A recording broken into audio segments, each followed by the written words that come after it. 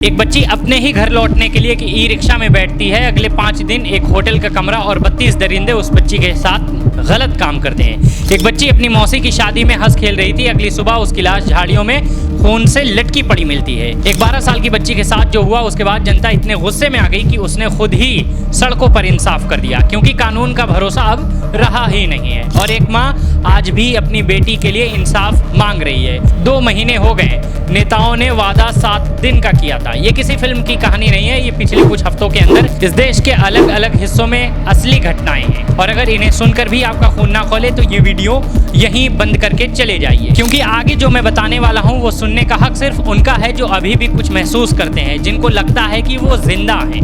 मैं आज आपके सामने 4 खबरें लेके आया हूँ। अलग अलग राज्य की, अलग अलग सरकार हैं, लेकिन कहानी एक ही है। कहानी आपके और मेरे घर की है। बच्चों और महिलाओं की सुरक्षा सिर्फ बयानों में है, जमीन पर नहीं। पहली घटना राजस्थान के श्री गंगानगर की है। 13 साल की बच्ची अपने घर लौटने के लिए जिस ई रिक्शा में बैठी, उसका ड्राइवर रामबाबू होटल वालों को बेच देता है और अगले 5 दिन तक 4 अलग अलग होटल में उस बच्ची को रखकर 30 से ज्यादा लोगों ने उसके साथ मिलकर गलत काम किया, जिसमें से 12 लोग गिरफ्तार हुए। होटलों पर बुलडोजर चला। लेकिन सोचिए, एक बच्ची अपने ही घर लौटते वक्त इस तरह बेच दी जाए, ये किस समाज में रह रहे हैं हम लोग। और जो बुलडोजर चला, क्या उन लोगों पर चलना चाहिए होटल पे, ये भी आप मुझे कमेंट बॉक्स में बताते चलिए। दूसरी घटना उत्तर प्रदेश के जौनपुर की है। ये घटना कुछ दिन पुरानी है।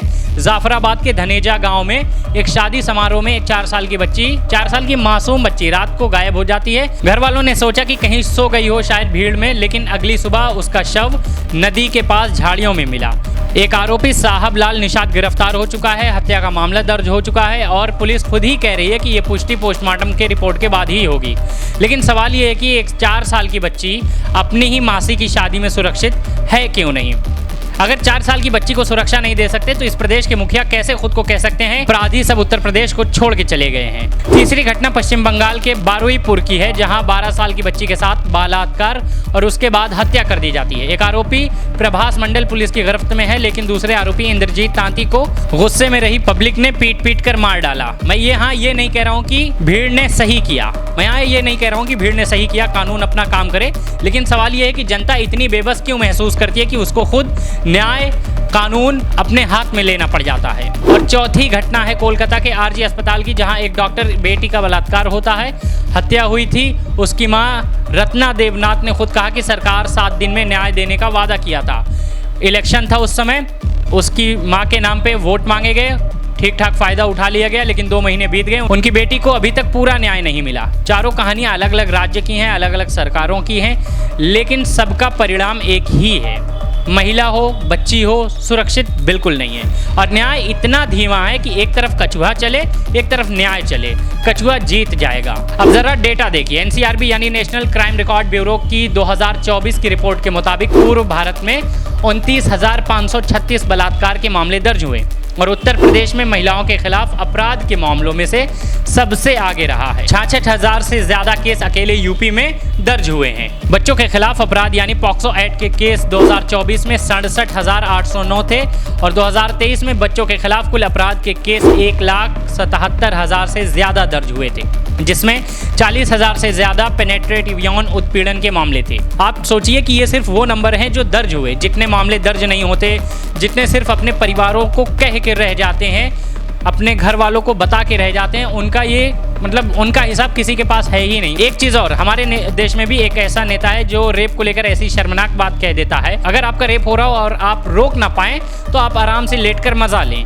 ये बयान देने वाले लोग कानून बनाने वाली कुर्सी पर बैठ रहे हैं। और बेटी बचाओ बेटी पढ़ाओ जैसी योजनाएं सिर्फ पोस्टर भाषण तक सीमित क्यों है, अब समझ में आता है। मैं ये नहीं कह रहा कि एक ही पार्टी, एक ही सरकार जिम्मेदार है।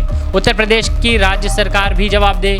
जब वो खुद कहते हैं कि सभी अपराधी या तो प्रदेश छोड़ चुके हैं या सुधर गए हैं, तो ये घटनाएं किस प्रदेश में हुई हैं। और केंद्र सरकार भी जवाब दे कि पूरे देश में बच्चों के लिए एक सुरक्षित और तेज न्याय प्रणाली क्यों नहीं है। सिर्फ एक बच्ची के साथ गलत नहीं होता, आप समझिए कि ये पूरे समाज का रेप होता है, ये माँ बाप के प्यार का रेप होता है, ये इंसानियत का रेप होता है। और जब वो बच्ची नहीं रहेगी अपने परिवार में तो उसके बारे में जो उसके नए रिश्तेदार होंगे तो पूछेंगे कि उसकी मौत कैसे हुई, तो उसके माँ बाप, उसके भाई बहन क्या जवाब देंगे? कभी सरकार या उनके नेताओं ने ये सोचा है? अब वक्त आ गया कि हम लोग सिर्फ दुख ना बताएं, अब गुस्सा भी दिखाएं। सरकार में बैठे नेताओं के कॉलर पकड़े, सवाल करें उनसे।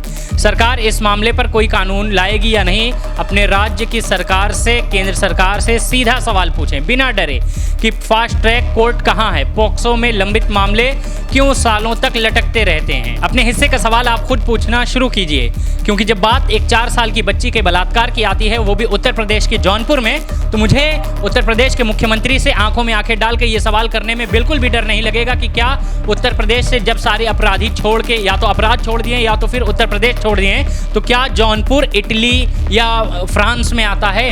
क्या जौनपुर उत्तर प्रदेश में नहीं आता है?